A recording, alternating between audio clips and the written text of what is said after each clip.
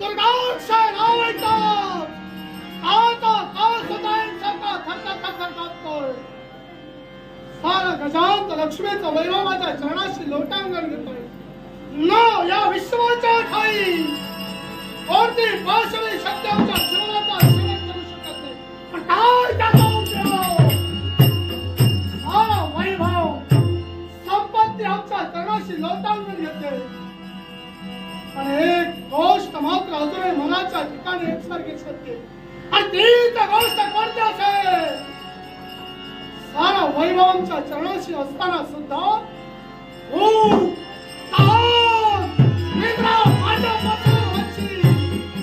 प्रत्येक मध्यरात्रीचा प्रहतात ऐकू येतात मनोभेद हात किरकाया आताला दिसतात रक्ताचे भाव आणि देवाचे देव माझ्या पूर्वजांच्या मनात कीर्तन असतात आणि तेच माझ्या पूर्वजांच्या अतृप्त आत्मे मला एक सारखे भेदसावतायत उठ उठ दुर्लक्ष हे आमचा सूर हे तोच सुराग्नी अंतरीच्या ठिकाणी एकसारखा ओळखतोय आणि तोच सुराग्नी या दुर्गाक्षाला शांत करायचा आहे आणि म्हणूनच मनाच्या ठिकाणी निश्चय केला जास्त वेळ न लावता या क्षणी स्वर्ग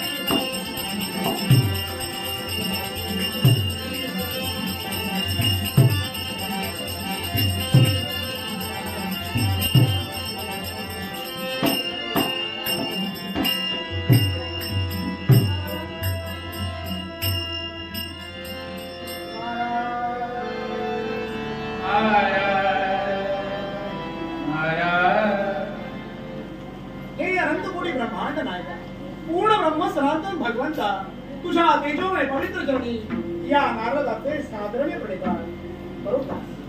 देवा तुझं नाव इतकं गोड आहे ते गाता गाता मनाच्या आत्मिक समाधानाची अनुभूती प्रत्येकाला प्राप्त होत असते आणि तोच प्रयत्न आम्ही आमच्या जीवनात करतोय. सगळी तुझ्या नावाचा जयघोष करत करत स्वर्ग मृत्यू आणि पाताल या त्रिखंडात एकसारखी भ्रमंती करतो. दक्ष शापामुळे एका जागी क्षणभर सुद्धा स्थिरता नाही, पण तरी सुद्धा सदरक्षणाय आणि खलनिर्वाय हे तुझ्या प्रेमाला सहाय्य करण्याचं कार्य तुला दिलेल्या वचनाप्रमाणे हा नारद करण्याचं कार्य करतोय. आणि म्हणूनच तुझं नाव गाता गाता या पाताळ घोरापर्यंत माझी पावलं केव्हा वळली हे आम्हाला सुद्धा कळलं नाही. म्हणूनच आपण आल्याची जाणीव पाताळ घोर सम्राटाला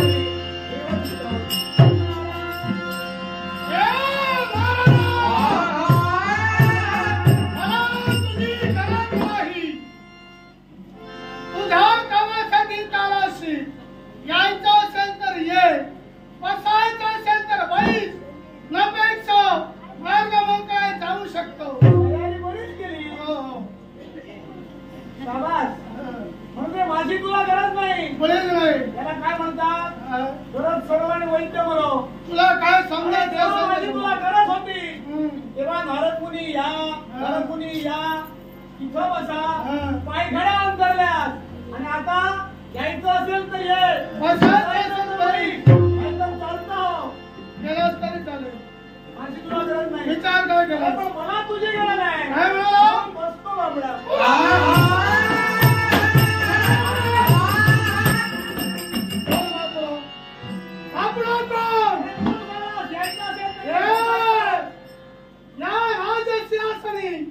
स्वाभिमानाला मी विराजमान होतो, मग माझ्या समोर बसताना सुद्धा स्वाभिमानाला विराजमान व्हायला बसलं पाहिजे. जमणार की नाही? जमणार पाहिजे. पर्यायच नाही. आज तर नाहीच नाही. काय म्हणतो? काय चाललंय? बरं आहेस ना? मी पूर्ण बरोबर आहे. पण काय रे? मला वाटलं एखादा रोग झाला असेल तर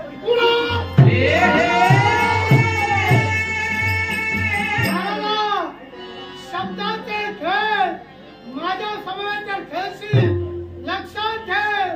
तुला स्वर्गात सुद्धा जाऊ देणार नाही. अरे बरेच दिवसांनी ग्रंथिका झाली म्हणून म्हणतोय विचारपूस करणं धर्मप्राप्त आहे.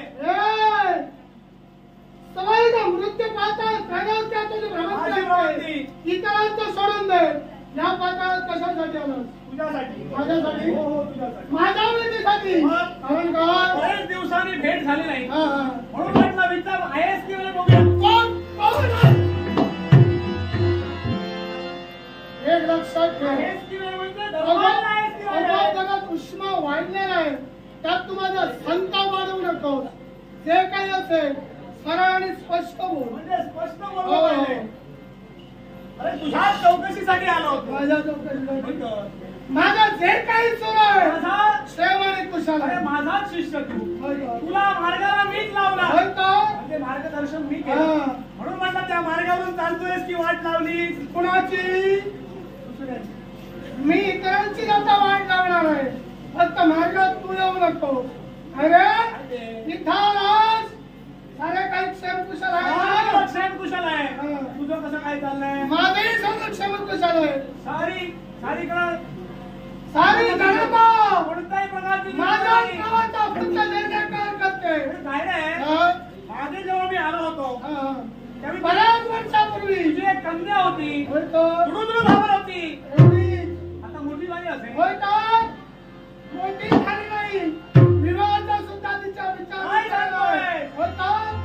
येण्याची वेळ झालेली आहे. येण्याची वेळ झाली.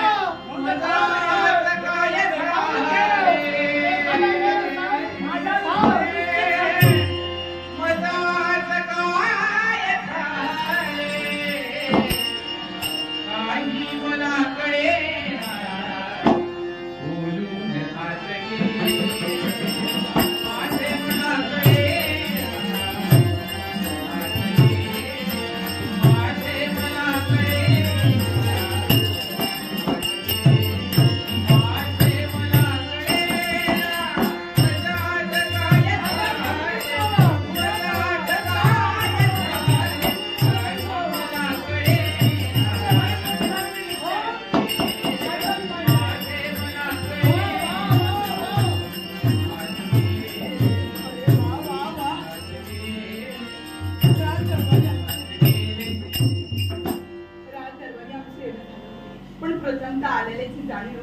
बाबाला पण दे.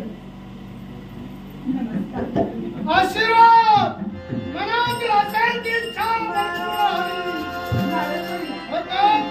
त्यांचा आशीर्वाद घे. हे दर्शन थोडं दुर्लभ आहे. हो हो बाबा, तुमचा आशीर्वाद मिळाला, पण हा तुमचा आशीर्वाद मिळाला मला आनंद झाला. नक्कीच आनंद झाला. होय, कारण तुमचा प्रथम आशीर्वाद दिल्याशिवाय मला चैन पडत नाही. म्हणून त्या जगात देव तुला आहे ताई बाबा. होय नक्की. म्हणून काय म्हणून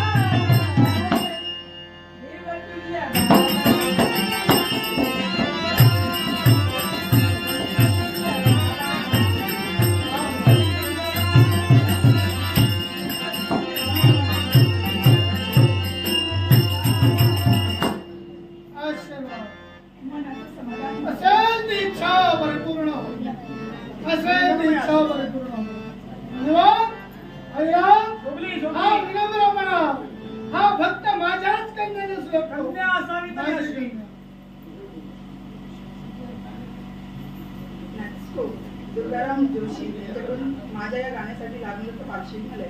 त्यांचा आनंदाने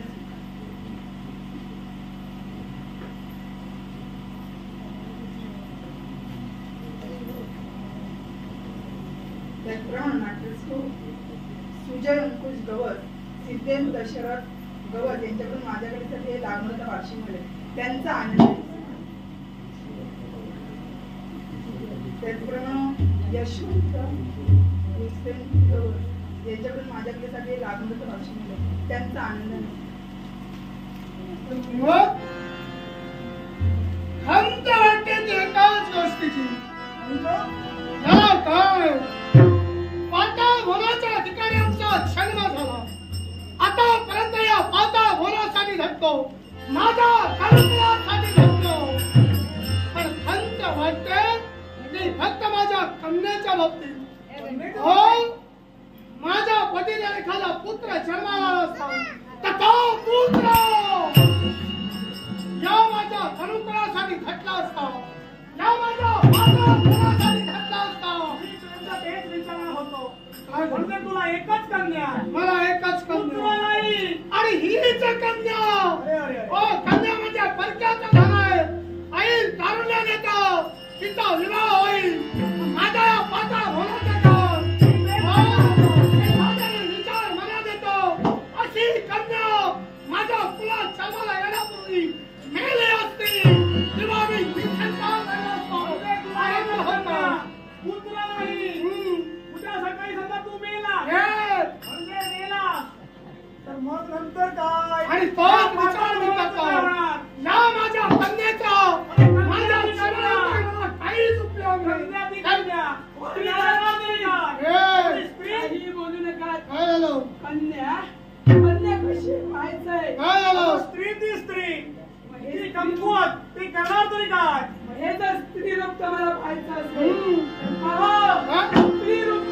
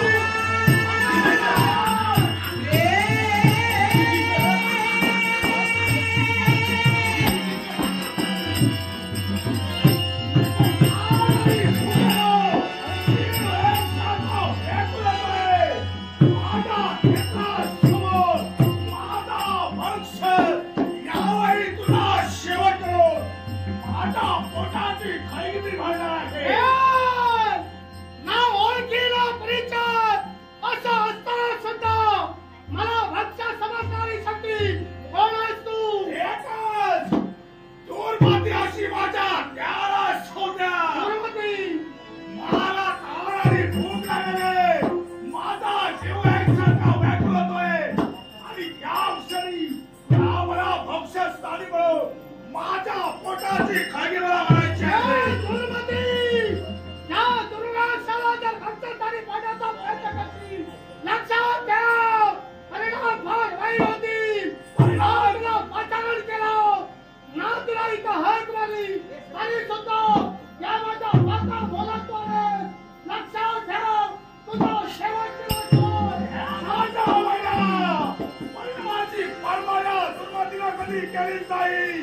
साम्राट मला दिसते ती माझी भूक आणि त्यासाठी यावेळी दुर्मतीच्या नेत्रात समोर उभे तुझा त्या राजाची भूक पण तुझा भक्ष्य जर या दुर्गाशाला समजला असेल तर लक्षात ठेव तुझी खाना चुकली तुझा भक्ष्य चुकला आता मार्ग तरी त्याचा सगळा फटायची कुमार माझ्या मानिवंत गाणं आहे. मीच चालय की तुला ठार मारून काढण्यासाठी जोपर्यंत आपला ठार मारत नाही तोपर्यंत दुर्मती माघारी केव्हा जाणार नाही. कुणाची हिंमत अरे माझे शब्द माझ्या सदाईचा ठेवलाय ओया पुढे वाजवावे आणि नंतर बाजूला ठेवावे. बोललेले शब्द सत्य करण्याची कुमार माझ्या मानिवंत गाणं आहे. आतापर्यंत दुर्मतीनं स्वतःच्या मनाच्या ठिकाणी ठरवले प्रत्येक गोष्ट स्वतःच्या स्वतःच्या धोरण बनवले आणि आता सुद्धा माझ्या मनावर चालत असते तर यावेळी जबरदस्तीनं ते ठरवण्याची ताकद ही पण माझ्या दुर्मती या दुर्गाशाला म्हणजे स्वतःचा सर्वनाश आहे हे मात्र ध्यानी ठेव.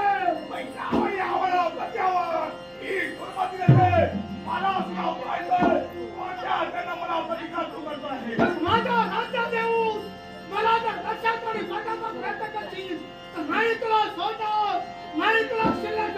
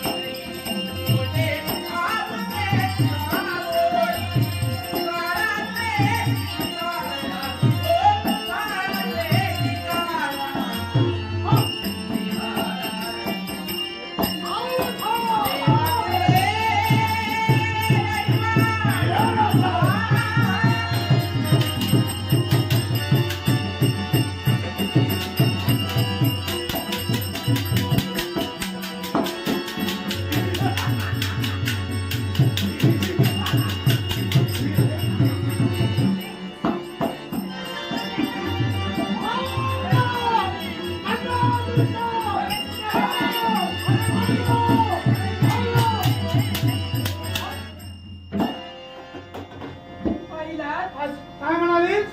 पहिलाच म्हणजे एवढा बाप आहे मी तुझा मारून टाकशील मला. काय म्हणाला होता? काय म्हणाला आता होता? मेल्यातच जमा होता ए, म्हणजे कदाचित मानेवर जर का तलवार लागली असती अरे केवढी मोठी ती ओळखलं तुला? ओळखलं तुला म्हणजे हो काय?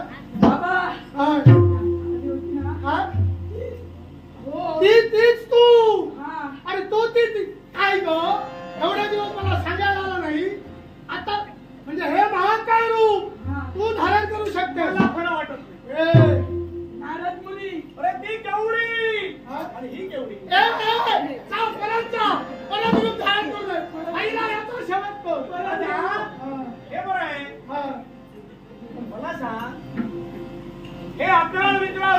हो. हिला घेता आलं मग याच्यामुळे कारण काय ग ऐकायचं काय केलं लहानपणीपासून शिवशंभू काय म्हणालीस भक्ती करत शिवशंकराची एकनिष्ठतेने भक्ती केली होय. आणि त्या देवाने तुला वरदान दिलं वरदान दिलंय हा ते काय असते कोणत्याही ठिकाणी हा तू हे महाकाल धारण करू शकते शाबास आणि नारादा जो एक पुत्र करू शकत नाही तो माझ्यावर लग्न करणार मानलं ए म्हणतात ते खोटं नव्हे काय? पुत्र फक्त 21 पिढ्यांचा उद्धार करतो आणि कन्या 42 पिढ्यांचा उद्धार करते. 41 नव्हे. हे पाहिलं आता या साऱ्या विश्वाचा तुझा उद्धार उद्धार केला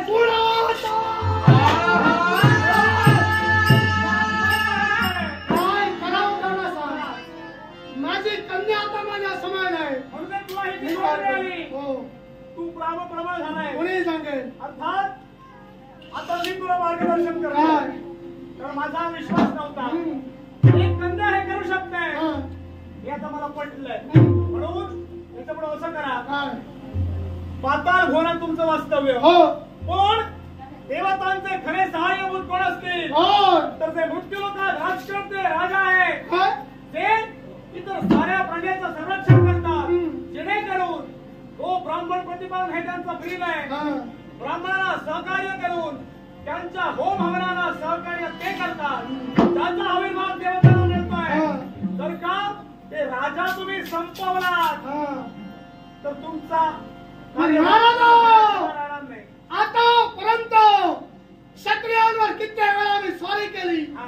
पण क्षणी त्या देवताच्या क्षत्रियांच्या सहाय्याला आल्या शक्तिवान दानव त्या देवतांपुढं शक्तिहीन ठरले पण आता युक्तीचा तेढा राव माझ्या सहित माझ्या कन्याला टाकायचा बरोबर ठाव घातला पाहिजे नारदराव तुझी आज्ञा आणि तुझा मार्ग शिरसावून म्हणून या पाताळ होण्याचा त्याग कर मृत्यूलोकाच्या ठिकाणी जाव आणि तिथं प्रत्येक राज करा तुझ्या प्रेमाच्या साया मोडण्याचा प्रयत्न कर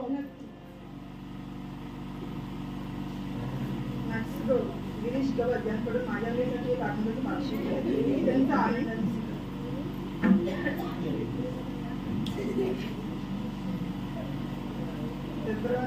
बापूजी गवत यांच्याकडून माझ्याकडे एक आत्महत्या मागशी केली. त्यांचा आनंद त्याचप्रमाणे दिगंबर गवत यांच्याकडून माझ्याकडे आत्महत्या मागशी केली. त्यांचा आनंद त्याप्रमाणे दुसरं एक दशावतार नाट्य म्हणे आणि निरवडे गावचे सुपुत्र संतोष गावडे आणि निरवडे यांच्या गळ्याचा बहुमान करून लाखोचं वर्ष झालं नाट्यप्रमाणे संतोष गावड्यांचे आवर्णन पारितोषिकाचा आनंद संतोष गवत यांच्याकडून माझ्याकडे त्याचप्रमाणे संतोष गावडे यांच्याकडून माझ्याकडे लागणार पाक्षी त्यांचा आनंद माझा आशीर्वाद सदैव तुझ्या पाठीशी झाला विजयी हो विजयी हो विजयी हो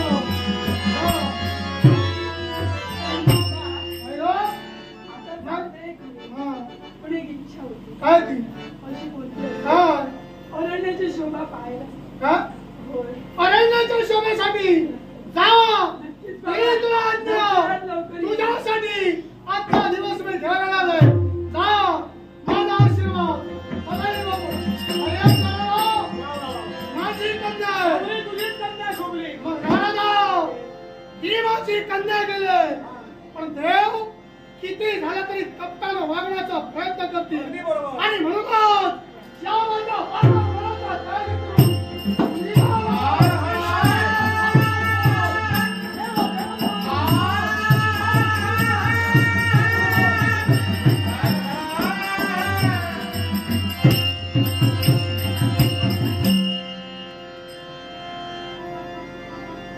सम्राट मी तुला खेळवला आणि तू खेळतोयस तुला वाटत असेल हे तू घडवतोयस अरे नाही खरं तर घडवणारा कोणतरी वेगळाच आहे आणि तोच परमेश्वर सदैव माणसाच्या पृष्ठभागी आहे आणि म्हणूनच प्रत्येक माणसाचं आयुष्य सुखा समाधानानं जीवन जगण्याचा प्रयत्न करत आहे पण देवा मी तुझ्या नामाचा सूत्रधार म्हणून या जगात वावरतोय खरा, पण खरा विश्वाचा सूत्रधार तू आहेस आणि अशीच तुझी कृपा दृष्टी माझ्या सदैव पृष्ठभागी असू दे.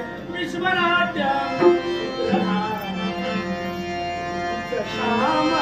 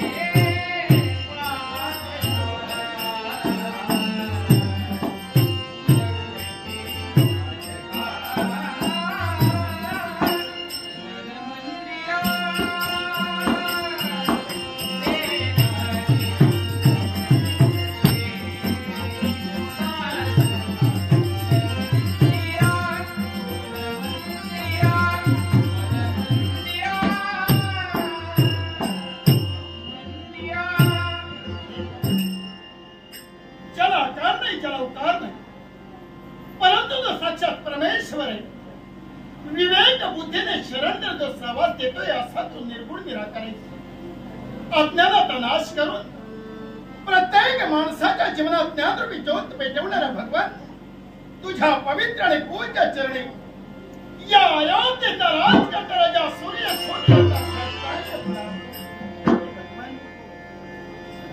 ज्या अयोध्येच्या पुण्यभूमीत आम्ही जन्माला आलो भाग्य थोर कारण ज्या पुण्यभूमीत साक्षात ज्या भगवंताचा अवतार घेतलेला एक पत्नी एक वचन एक बाणी म्हणून मर्यादा पुरुषोत्तम म्हणून वावरण्याचं कार्य करून या अखिल जनाचा सांभाळ केला त्या कुलात आमचा जन्म झाला हेच खरं आमचं परम भाग्य होय आणि जी राजसूत्र मी हाताळत असताना या जनतेला न्याय देतोय खरे पण न्याय देत असताना माणूस म्हणून प्रत्येक प्राणी मात्राचा जन्म झालाय. 184 योनी घेऊन तर माणसाला चुकवायचा आहे. पुनरुपी जननम पुनरुपी मरणम आहे फिरा. तर माणसाला चुकवायचा असेल तर या जगात एकच मार्ग म्हणजे भक्ती मार्ग होय. तर प्रत्येक माणूस हा जन्माला आला. जन्माला आलेला माणसाच्या मागे 3 ऋण लागली जातात. जन्म देणारा आई बापा तरुण एवढं सवय तर ज्या जनतेचा सांभाळ करता या जनता जनार्दना तरुण आणि 3रा ऋण म्हणजे दैव ऋण होय. माणूस याच्यातून उतराई कधी होतो. जन्म देणाऱ्या आपल्या आई बापाचं नाव ज्यानं उज्ज्वल केलं. जन्म देणाऱ्या आई बापाची ख्याती कीर्ती ज्यांनी दिगंतराला दिली तोच आपल्या आई बापाच्या ऋणातून उतराई होतो. या अखिल जनतेची सेवा करून या जनतेला न्याय देत असताना जनतेला माणुसकीला वागत असताना या जनतेरूपी जनार्दनाच्या सेवेतून उतरायत आलो. फक्त राहता राहिलेले 3रं ऋण म्हणजे दैव ऋण होय. आणि या दैव ऋणातून माणसाची उतराई केव्हा होत आहे. त्या भगवंताला आढळलंय तो मूर्तिमंत साक्षात परमेश्वर ज्या दिवशी ज्ञात देवांना दर्शन घडेल त्याच वेळी माणूस त्याच्यातूनही उतराई होतो. आत्मविश्वास या दैव ऋणातून नक्कीच मी उतराई होईल. आणि म्हणून तर स्वकर्तव्य पूर्ण करत असताना या अखिल जनतेच्या सुखासाठी आम्ही अहोरात्र धडपडतोय. ही जनता सुखी व्हावी. जनतेची हित कशात आहे याचा क्षणोक्षणी विचार करून या माझ्या 4 ऋण जनतेला न्याय देण्याचं कार्य राजा सूर्यसूत करताय. न्यायाच्याकडे कधी अन्याय केला नाही. तेव्हा या माझ्या अखिल जनतेला सुखाची प्राप्ती व्हावी एवढी सविनय प्रार्थना राजा सूर्यसूत करतोय.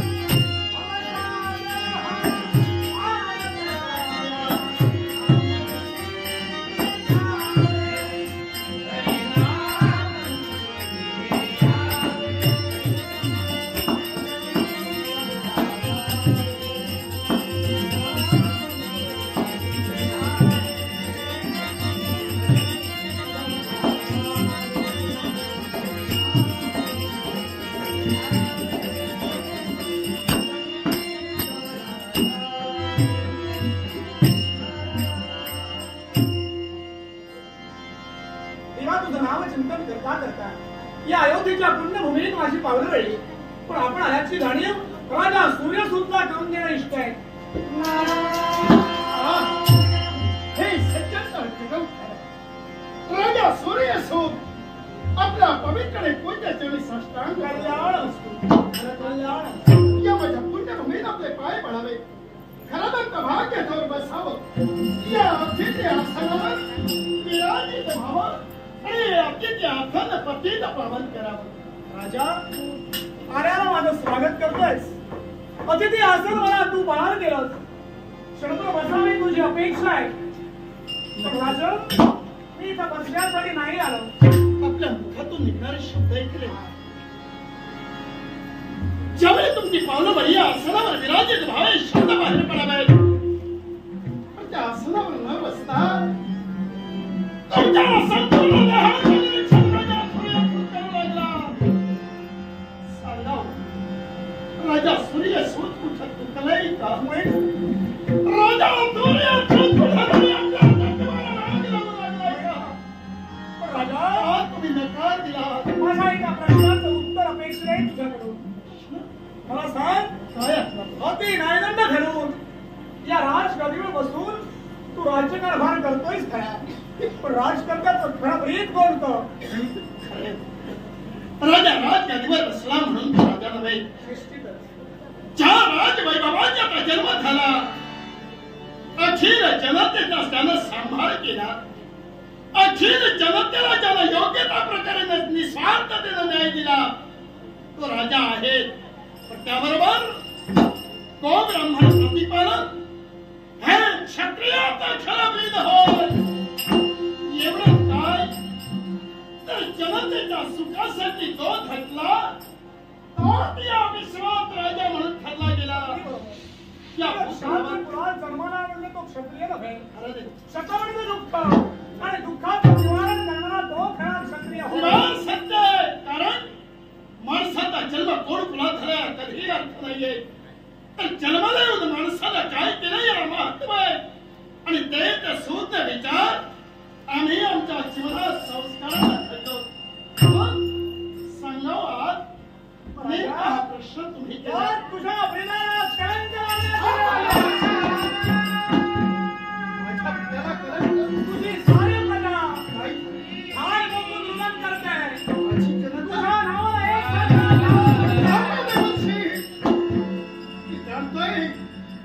ब्रह्मवाणी आहे. ब्रह्मवाणी या जगात कधी असत्य नाहीये. 10 लाख जनता माझ्या नावानं चाव पडते. काय माझ्या जनतेच्या बाबतीत घडलं गेलं आहे. काय जनतेच्या सारी प्रजा म्हणते जयाच्या भवभय भयाने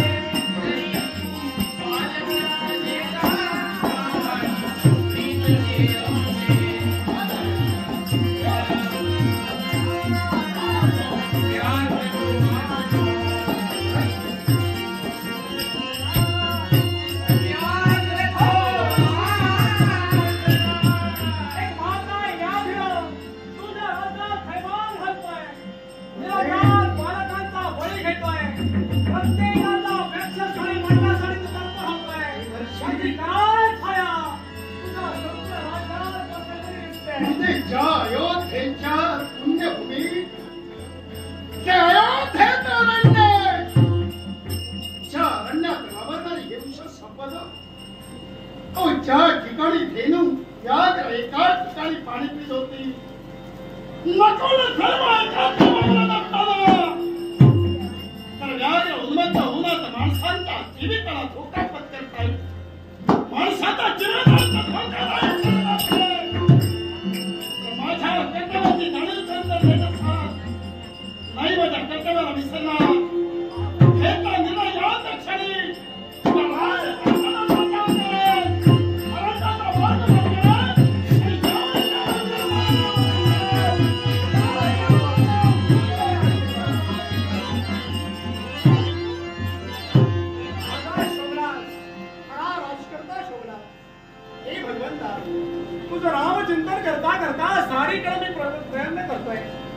देवा तुझ्या कृपेचा कृपाशीर्वाद सदैव पृष्ठभागी असल्या कारणानं या नारदाच्या मनात जी इच्छा होते ती पूर्ण करण्याचं सामर्थ्य देवा तुझ्या वस्तीत आहे. आणि म्हणूनच हे रमारमणा, हे मधुसूदना, हे परमेश्वरा तुझ्या पवित्र आणि पूर्ण साजरी देवा, साजरी देवा. जय जय रमा रमण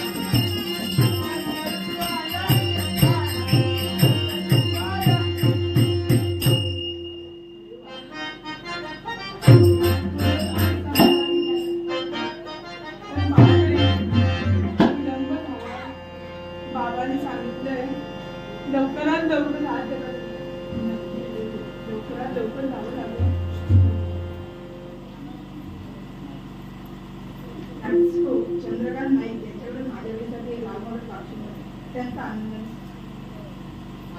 बराच वेळ झाला, विलंब झाला.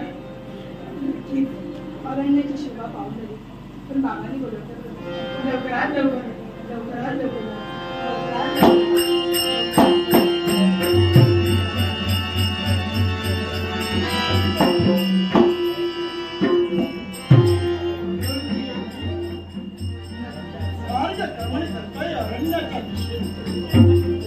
मार्ग क्रमण करत असताना आमच्या समोर एक अनोळखी जगून काही उपयोग नाही.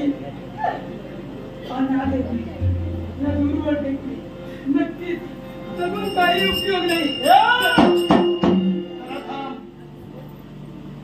भयान असं अरण्याचं वातावरण आणि अशा या अरण्याच्या वातावरणात आम्ही मार्गक्रमण करत होतो. मार्गक्रमण करत असताना तारुण्यात उभी असणारी एक स्त्री आमच्या समोर दिसावी. आम्ही आश्चर्यचकित झालो, पण क्षणाच्या निमिषार्धात मी काय पाहिलं की जाणारी स्त्री अचानक या उंच कडावर चढून आपल्या जीवनाचा शेवट करण्याचा प्रयत्न. काय उपयोग आहे? समजा त्या कडावरून तू कडेलोट केला तर जगाच्या दृष्टीनं दोषी आम्ही ठरणार. आणि दुसरी गोष्ट, जगून काय उपयोग हे शब्द तुझ्या मुखातून. बरोबर काय आहे. हो? अहो माझा आई. कोण आपण? आपलं नाव आणि आई बापा बद्दल काय म्हणत होती? नाही हो, काय? मी अनाथ आहे, अनाथ आहे. जरा थांब. जन्म देणारे आई बाप नाहीये? आई बापा विना तू कोणती आहेस? एका स्त्रीचं जीवन आई बाप नाही तर नक्कीच ते पोरक आहे. आणि असं पोरक जीवन जगण्याचं आपल्या नशिबात आलंय. वाईट वाटलं आम्हाला ऐकून. म्हणजे या जगात तुम्हाला कुणाचा आधार नाही. आणि म्हणून या जगाच्या पाठीवर फिरत असताना तुम्ही हा निर्णय घेतला. नाट्यस्को एक दशावधी कलावंत बारावल ते सुपुत्र मावसो परब यांकडून माझ्या कल्पनाचा गौरवलय पारितोषिकालय. मावसो यांच्यावर तुम्हा सर्वांचे आभार मानून या पारितोषिकाचा स्वीकार करतोय. हे माझ्या आधारासाठी. अगं तू ज्या जागी आहेस ही जी जागा आहे ना, हे पुण्यक्षेत्र आहे. आणि या पुण्यक्षेत्रात जिथं भगवंतानं म्हणजे परमेश्वरानं अवतार घेतला ती ही अयोध्येची पुण्यभूमी आहे. आणि या अयोध्येचा नियम आहे, अनाथांना सनात करणं हा आमच्यासारख्या क्षत्रियाचा धर्म आहे. घाबरू नकोस, मी तुला शब्द देतोय. या अयोध्येचा राजा सूर्यसूत तुला विश्वासानं सांगतोय, जीवनात अशी एकटी फिरत राहण्यापेक्षा माझ्या अयोध्येत तुला नक्की मी आधार देईन. हे माझे शब्द आहे. तुमचे उपकार कसे काहीच उपकार देतो. हे उपकार मानू नका, मनात संकोचही ठेवू नका. कारण जिथेही आपली भेट झाली, या भेटीतच मी तुम्हाला सांगतोय तुम्ही जीवनाचा शेवट करत होतात. पण माझा विश्वास की अयोध्येच्या पुण्यभूमीत जिथेही भेट झाली तिथं नक्की तुमच्या जीवनाचा सोनं होणार आम्ही आधार देतो. कोणता आधार हवाय आपल्याला? आधार आहे. काही या जगाच्या पाठीवर जर तुम्ही फिरत राहिला तर एक तरुण स्त्री तिच्याकडे अनेक तऱ्हेने बोललं जातं, अनेक तऱ्हेचे प्रसंग उभे राहू शकतात. मी तुम्हाला सांगतोय त्याच्यामुळे तो प्रसंग कधी येणार नाहीये. एक सांगायचं राग तर येणार नाही. नाही हो. मनात हे विचारही आणू नका. तुमचा विवाह झालाय. काय? विवाह आमचं लग्न. होय. आम्ही आपल्याला आधार देणारे शब्द बाहेर पडतात. तुम्ही सहज बोलून गेला. बरोबर आहे. ज्यावेळी माणसं एकमेकांसमोर भेटतात त्यावेळी एकमेकांची चौकशी केली जाते. मी तुझी चौकशी केली आई बाप, आणि आई बाप नाही आम्हाला कळलं. एखाद्या पुरुषाकडे पाहिल्यावर समोरची स्त्री सांगू शकत नाही त्याचं लग्न झालंय की नाही, पण एखाद्या स्त्रीकडे पाहिल्यावर कळलं जातं. तुम्ही प्रश्न योग्य विचारला. आम्ही अजूनही लग्न बंधनात अडकलो नाही. बरं झालं. काय नाही. काय म्हणाले? माझं लग्न झालं नाही आणि तुला बरं वाटतंय? बरं म्हणजे विचारलो.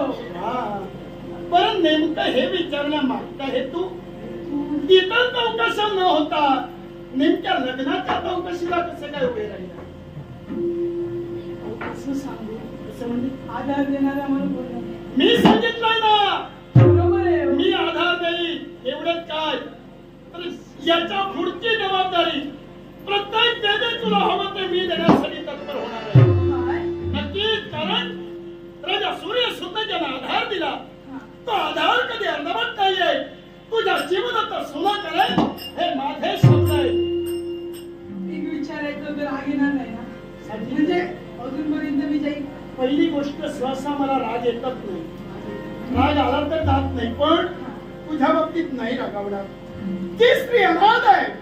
एका स्त्रीचं जीवन जर सुखमय करायचं असेल तर राग हा जीवनात घातक असतो, आणि म्हणून आम्ही त्यापासून दूर घाबरू नका. समजा काही चुकीचं बोललात तरी आम्ही समजून घेणार. काय म्हणजे अजूनपर्यंत मी बोलते ते काही समजलं नाहीये. नाही हो. माझा निशाणा तुम्हाला समजला नाहीये.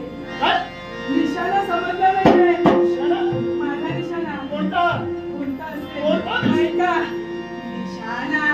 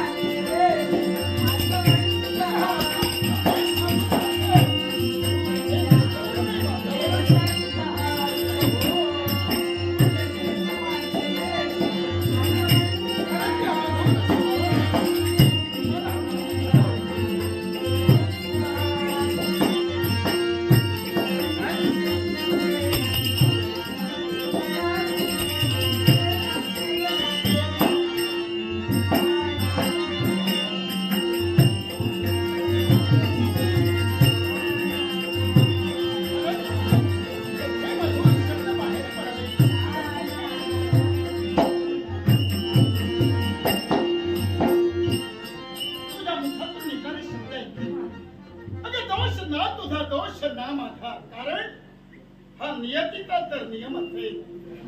कारण या जगात केव्हा कुणाची भेट होईल हे जगात कुणी सांगू शकत नाही. आणि ती भेट झाली याचं कारण सांगतोय.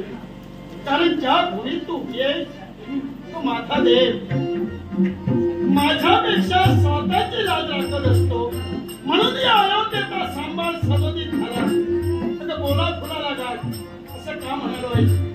आम्ही लग्नाच्या विचारात होतो. कारण योगायोगाशिवाय लग्न घटना होत नसतात. ही वेळ आली आहे. याचं कारण माझ्या जीवनाची साथ साथीदारी तर तुझ्या रूपाला आली असेल तर नक्की तुझा सांभाळ मी करणार आहे. पण एक सूचना करतोय, मी एकटा नव्हे, माझ्या पाठीला पाठ मारून आलेला माझा एक बंधू आहे. अर्थात जन्म देणाऱ्या आई बापाच्या पश्चात स्वतःच्या मुलाप्रमाणे त्यांचं संगोपन केलेलं आहे. ते भाग्य थोर की ज्याला बाप म्हणून मी जवळ घेतलं. पण करत होती ती आईच्या ममतेची. आणि विधात्यानं ही जोडी आणि विधात्यानं ही भेट घडवली असेल तर नक्की सांगतोय लवकरात लवकर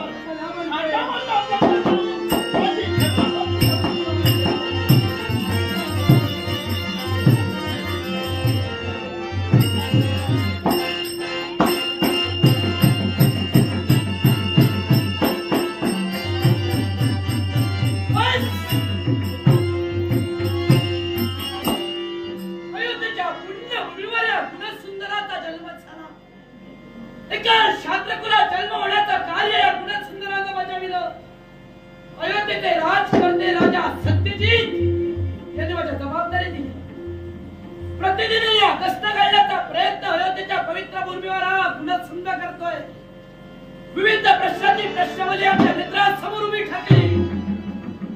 कित्येक दिवस मागं लोटले. या अयोध्येच्या पुण्यभूमीवर एखाद्या विराट स्वरूपाचं आगमन होते. मध्य स्वरूपाच्या मध्यंतरी कालावधीत आमच्या सैन्यातील एका सेनानीचा शेवट केला जातोय. कष्टात आम्ही वाढविलेला एका कारणासाठी.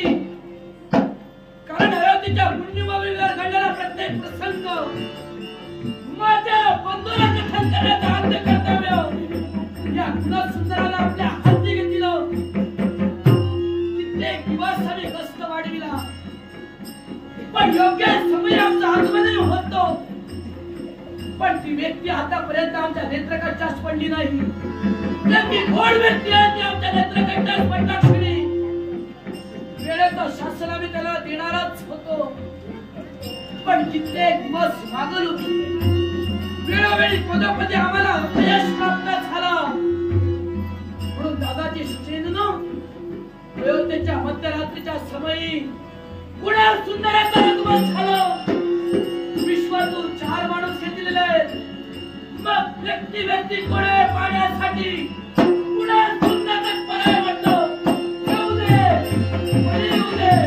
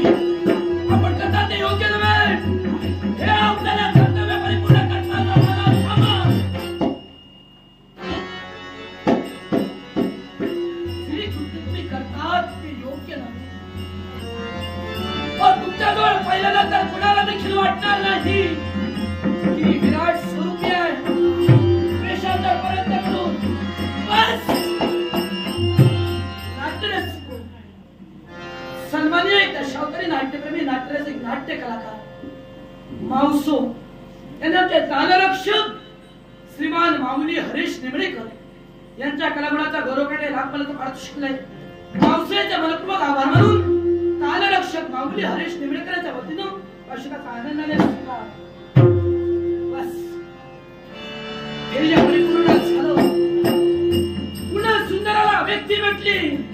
मग आता जा विचारण्यासाठी युवराज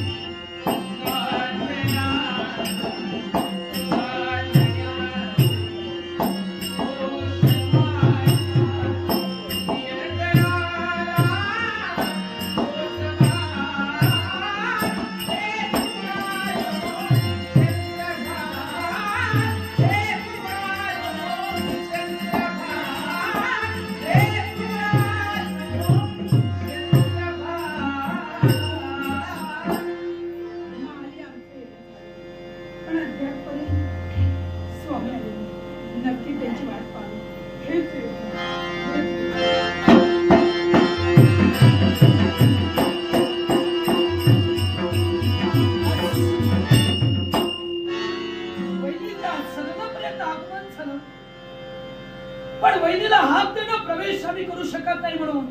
हो वहिनी, आज तुम्ही युवराज गुणसुंदर याचं आगमन झालं, आम्ही आपल्या सदनी प्रवेश करू शकतो का? नक्कीच या, पण काय झालंय काय? हा. युवराज गुणसुंदरचं आगमन आपल्या सदनी झालं, मी आपली परवानगी घेतली, या राजमहालात प्रवेश केला. तुम्हाला पूर्णपणे ज्ञात असेल तरी सुद्धा तुम्ही मला प्रश्न विचारला, युवराज काय झालं? होय, नक्कीच काय झालंय? मला सांगावं. काही कालावधीपूर्वी आपण कुठे होता? आपण कुठे होतात? या राजमहाली आम्ही होतो. थांबा वहिनी, तुम्ही इतरांना फसवू शकता, इतरांच्या नेत्रात धूळ फेकू शकता, पण युवराज गुणसुंदर त्याच्या नेत्रात आपण कधी धूळ फेकू शकत नाही. या राजकारणी आम्ही होतो. हो, आपण राष्ट्राची महाराणी आहात. बरोबर आहे. राजमाता आज आपला राजशिष्टाच्या अयोध्येच्या निष्पाप निष्कलंक जनतेला आपल्या नेत्रासमोर ठेविला. मग असत्य बोलण्यापेक्षा सत्याचे काय ते गुणसुंदरच्या नेत्रासमोर आपण बोलण्यासाठी तत्पर व्हा. आपण होता कुठं? मग सत्यात जर तुम्हाला हवं असेल, होय, मी होते ती. म्हणजे जे दृश्य आम्ही पाहिलं अयोध्येच्या मध्यरात्री, अयोध्येतील एका सेनानीच्या एका सैन्याचा नाहीसा होतोय, याला कारणीभूत मीच आहे. पण तुम्हाला सांगते, हे जे आहे ते आपल्या दोघात राहू दे. स्वामींना सांग. काय बोलतात याचा विचार केलात का आपण? अयोध्येच्या पुण्यविवाहाने गुणसुंदराचा जन्म झाला. जनसेवा ज्याला ईश्वर सेवा मानली, ज्याला हितार्थ, ज्याला सुखार्थ, तो हा जन्म जगण्याचा प्रयत्न करतो, त्याला हे आपण बोलतात. हे घडलेलं वृत्तांत माझ्या वादाला कथन करायला हवं. घडलेलं वृत्तांत कळल्यानंतरच दादा हवा.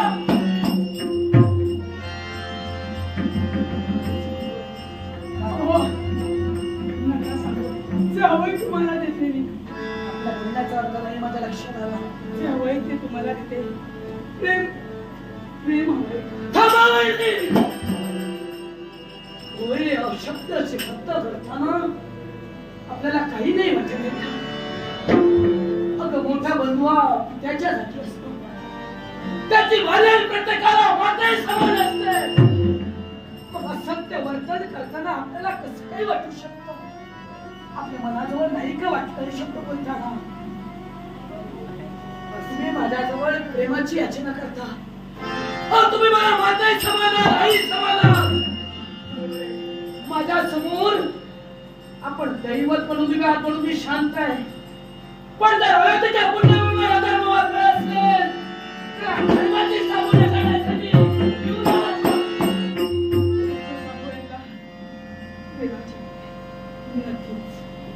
ऐका तरी राग येईल असं सांगतात, पण तुमचं प्रेम आम्हाला हवं. यासाठी एकच नाही, ते काय असेल ते एकच. आजपासून तुम्ही माझे राघव आणि मी तुमची रागिणी. यासाठी ऐका,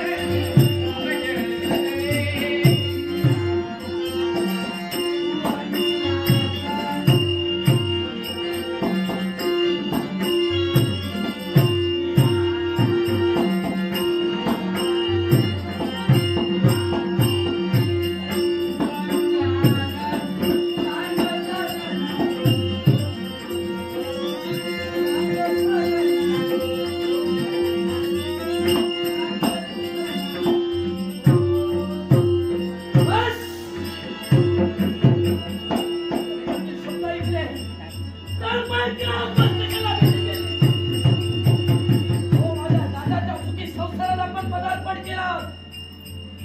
मला वाटलं अयोध्येच्या पुण्यभूमीवर लक्ष्मी पदार्पण केलं. आपण लक्ष्मी नव्हे, साध्या जन्माच्या हात वळली. माझा आत्मान आपल्या सदनी झालं. पुन्हा सुंदराचा आत्मा सदनी होता, स्वतःचा द्वार बंद केला आणि आपलं पाप लपवण्यासाठी जर प्रेमाची याचना करायला असाल तर ह्या दरवाजाच्या वेळेतून पुढे सुद्धा निघाला.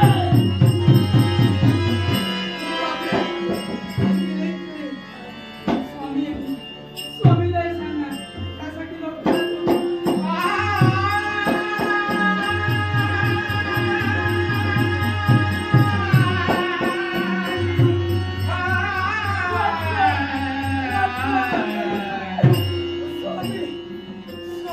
काय पाहतोय? या महाराजाने हा प्रवेश केला. नेत्र वाटे केवळ अश्रुधारा बाहेर पडू लागल्या. स्वतःच्या जीवनात स्वतःचं जीवन सुखमय झालं आनंद मानून तिने माझ्या संसारात मला साथ दिली. सांग काय झालं? का रडते? स्वतःचा देह एकसारखा अस्ताव्यस्त झाला. असा प्रसंग घडलाय तो दिसणार कोणी नसतो. होय तुमचा बंधू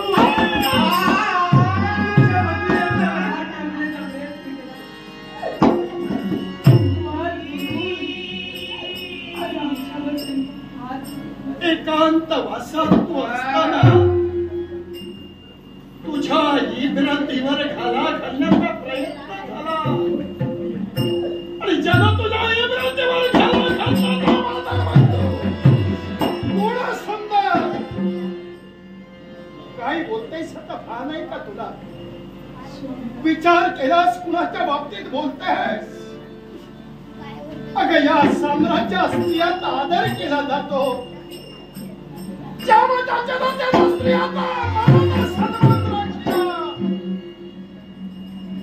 माझ्या संस्कारात वाढलेला माझा बंधू स्वतःच्या पोटच्या पोराप्रमाणे ज्याला जपलं, ज्याच्यावर मी सुंदर असे संस्कार केले, नावाप्रमाणे गुण ज्याचे आहे तो माझा बंधू गुण सुंदर नाही.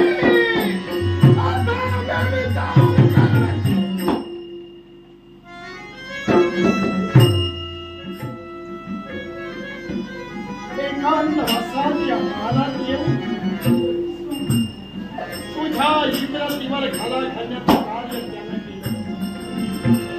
बस ज्या गोष्टीचा निर्णय मला लावायचा आहे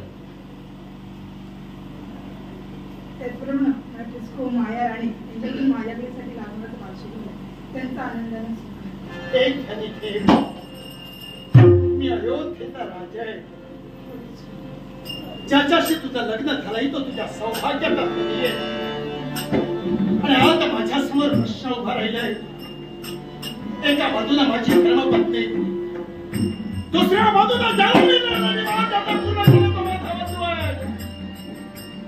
आणि या महालात येऊन त्यांना तुझ्यावर व्यभिचार करण्याचं कार्य केलंय. या गोष्टीचा सोक्ष लावेल. तर याच्या दोषी माझा बंधू ठरला. स्वतःच्या बंधूला बंधू म्हटलं जाणार नाही. पण समज जर याच्या तू दोषी ठरली तर बायकोला बायकोही म्हटलं जाणार नाहीये. कारण मी न्याय देत आहे. नेमकं काय घडलं पाहण्यासाठी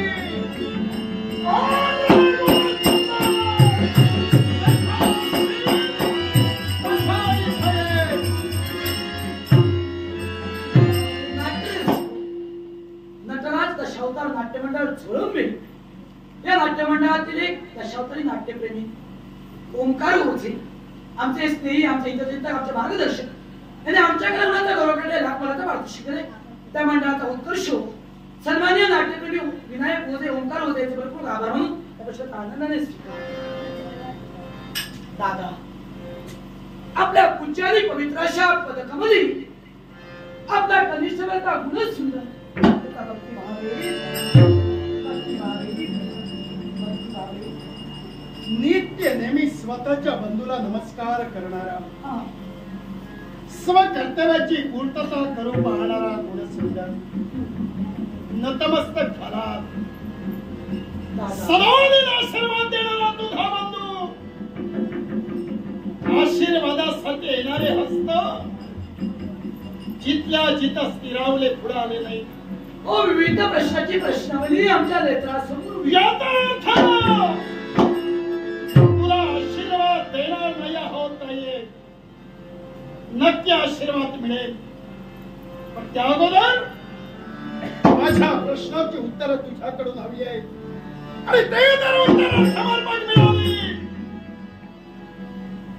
नक्की मायेचा स्पर्श होईल. तोच आशीर्वाद सदोदित तुझ्या पाठी राहील. ओ आपल्या मुखातून शब्द वाहून पडले की मी विचारलेल्या प्रत्येक प्रश्नाला जर समर्पक उत्तर मिळालं असेल तर ज्या चरणावर तू लीन झाला त्या आशीर्वादाच्या अपेक्षेनं तो आशीर्वाद प्राप्त होणार आहे. हुशार विचारा, आपण विचारलेल्या प्रत्येक प्रश्नाला युवराज गुणसुंदर समर्पक उत्तर देईल. कारण ते मला हवंय. कारण या क्षणी तुझा बंधू म्हणण्यापेक्षा अयोध्येचा न्यायाधीश तुझ्या समोर उभाय आणि संप्रत एक आरोपी म्हणून तू उभायस. पण तो आरोप अजूनही सिद्ध झाला नाहीये. त्या आरोपाबद्दल तुम्हाला विचारायचं पण त्या अगोदर एका गोष्टीची आठवण करून देतोय. गुणसुंदर तू लहान होता, जगात पूर्ण ज्ञान नव्हतं तुला. अरे ज्या आईनं तुला आणि मला जन्माला घातलं, अरे ती जन्मदाती आई आघाताच्या अंतिम घटिका मोदत होती. त्याच वेळी माईनं जवळ बोलविलं, गुणसुंदर तुझा हात माझ्या हाती दिला आणि त्या आईच्या मुखातून निघणारे ते अंतिम शब्द, बाळ सूर्यसून माझ्या काळजाचा तुकडा तुझ्या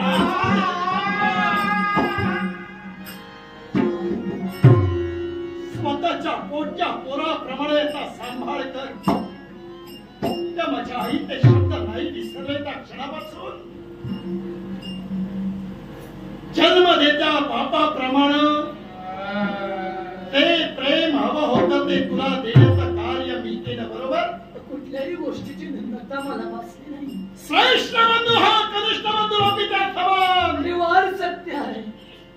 मग जिच्याशी माझं लग्न झालं, पर्यायी माझी धर्मपत्नी, जन्माची नवलपण कर्माची आई,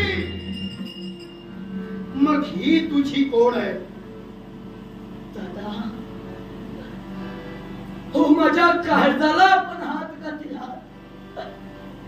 माझी मातृदेवता निर्माण देवाचा प्रसंग आपण माझ्या नेत्रासमोर वाटा केला आणि प्रश्न निर्माण केलास की माझी भारी आई गुणसुंदर तुझ्यासाठी कोण आहे.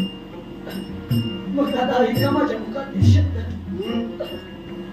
ओ ज्येष्ठ बंधूची भारी हा कनिष्ठ बंधूला मारते.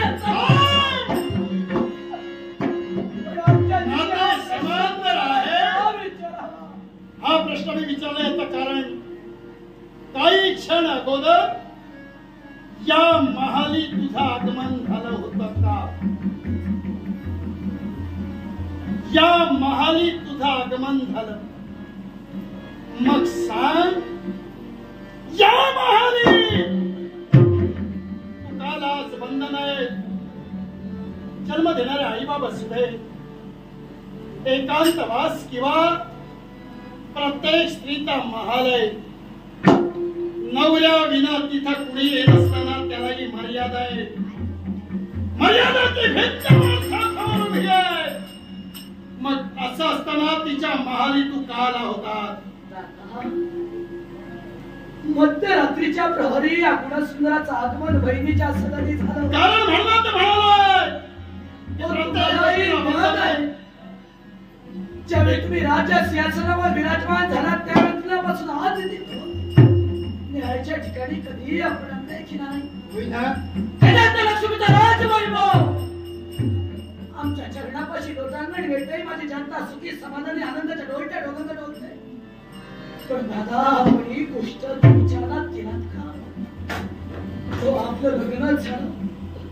लग्न झाल्यानंतर हात दिल्यापर्यंत मध्यरात्रीच्या समयी या अयोध्येच्या पुण्यभूमीतील सेनानीकातला एक सेनानी हा नष्ट केलेला तो गायब केला जातोय. यासाठी जबाबदारी तुम्ही माझ्यावर दिला. नक्की आम्ही कष्टवाढीला नेमकी व्यक्ती कोण आहे हे पाहण्यासाठी सरहद्दीवर गुणसुंदराचं येणं झालं. पण पाहू नये तो प्रसंग या गुणसुंदराने आपल्या नेत्रानं पाहिला. त्याला दुसरी तिसरी व्यक्ती कोणी नव्हे.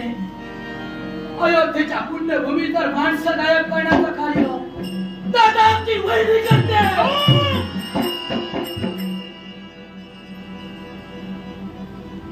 स्वतःची जबाबदारी पूर्ण करत असताना एक व्यक्ती या साम्राज्यातून नाहीशी होते आणि हे कृत्य करणारी दुसरी तिसरी कुणी नव्हे ही आहे. आणि या गोष्टीचा जाब विचारण्यासाठी तू आला होता. कारण आम्ही राजप्रसंगी गेलो. आपलं आगमन तिथं नव्हतं. आपण तिथं उपस्थित नव्हता. आम्ही पदाधिकाऱ्यांना विचारलं. आपण राज्य हिटवण्यासाठी निघून गेला.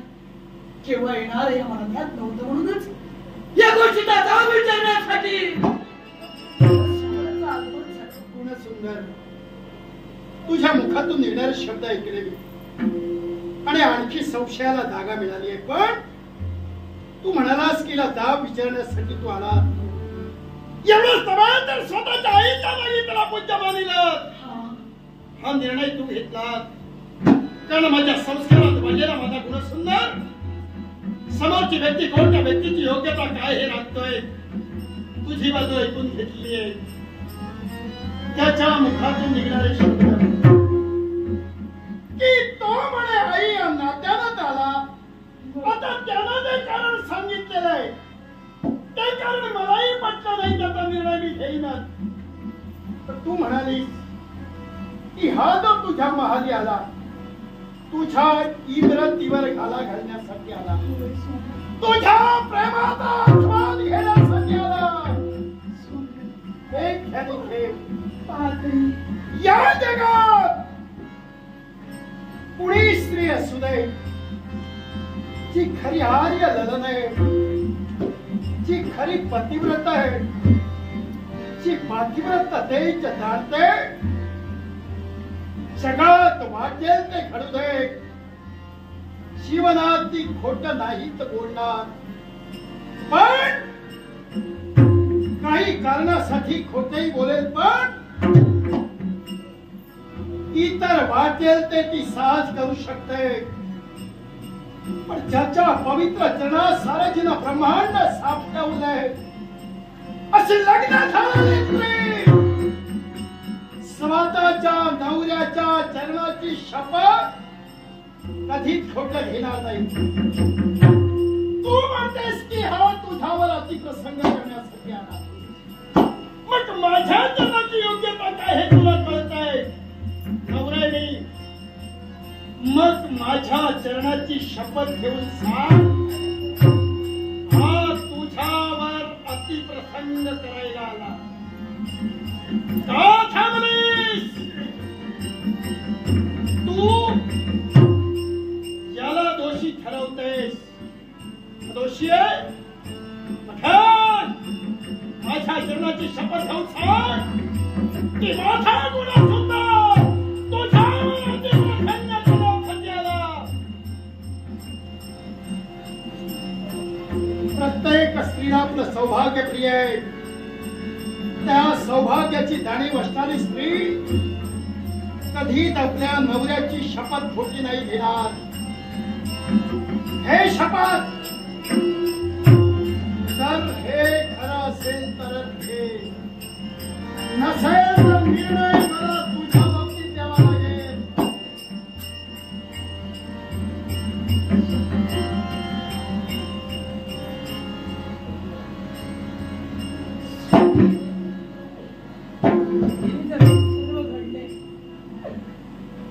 सर्व घडलंय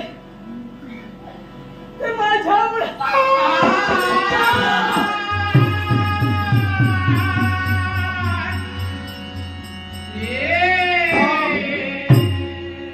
माझ्या जन्माची शपथ घेऊन तू सांगितलं हे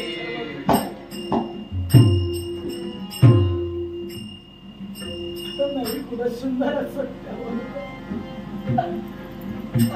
वाचून असत्य वाचन कुणा सुंदराला कधीही केला नाही. तू असत्य वर्तन केलं नाही. तू असत्य अयोग्य तऱ्हेनं वागला नाही.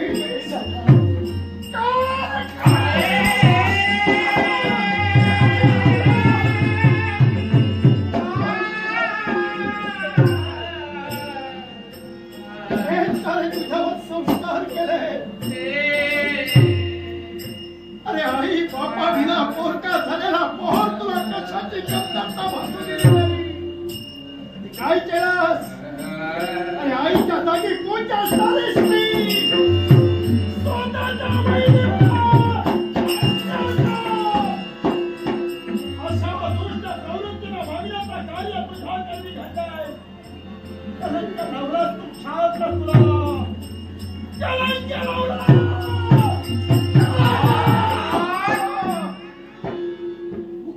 शब्द मुखात ठेवा.